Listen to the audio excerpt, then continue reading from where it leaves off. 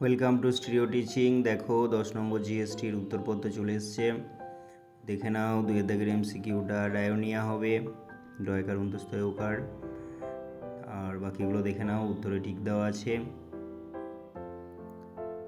এগুলো বুঝবে এবং কোনো কিছুতে ডাউট লাগলে অবশ্যই কমেন্টে জানাবে। কিছু কোশ্চেন যদি বুঝিয়ে দিতে হয় বলবে। এ দেখো 13 দাগেরটা, ন্যূনতম বাটখারা কয়টি প্রয়োজন?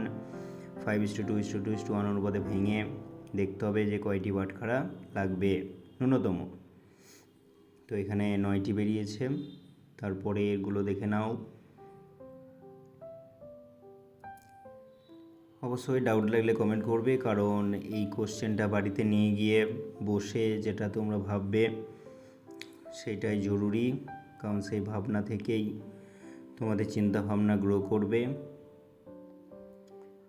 বিভিন্ন বিষয়ের বিভিন্ন টপিক রয়েছে।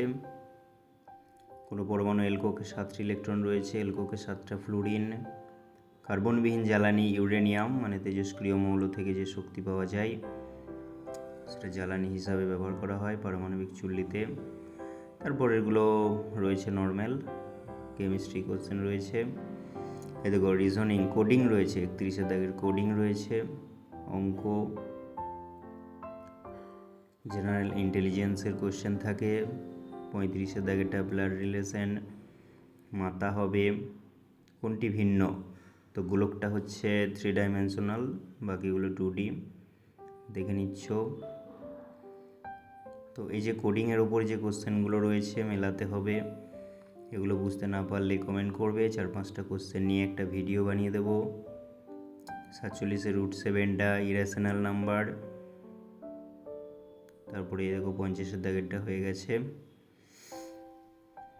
ঠিক আছে, বেস্ট অফ লাক পরবর্তী পরীক্ষার জন্য।